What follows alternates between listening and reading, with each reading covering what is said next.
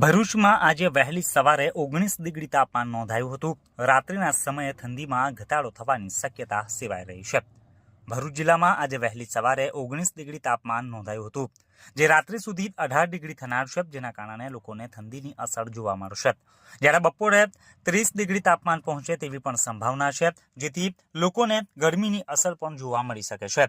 ભરૂચ જિલ્લામાં છેલ્લા ઘણા દિવસથી ઠંડી વર્તાઈ રહી છે. ઘણા વિસ્તારોમાં લોકો રાત્રિના તાપણા કરતા પણ જોવા મળે છે, તો ઘણા લોકો ગુલાબી ઠંડીની મજા પણ માણી રહ્યા છે. ભરૂચ જિલ્લાની વાત કરીએ તો ગતરોજ જિલ્લાનું મહત્તમ તાપમાન 29 ડિગ્રી, જ્યારે લઘુત્તમ તાપમાન 17 ડિગ્રી નોંધાયું હતું.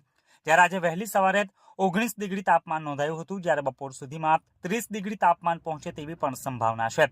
જ્યારે રાત્રિના 18 ડિગ્રી સુધી તાપમાન રહેશે, તેમજ ભેજનું પ્રમાણ 30 થી 45 ડિગ્રી, જ્યારે પવનની ગતિ 6 કિલોમીટર પ્રતિ કલાક બતાવી રહ્યું હતું.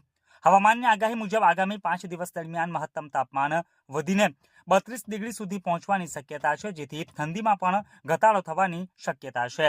હવામાન વિભાગ દ્વારા આ માહિતી અપાઈ હતી.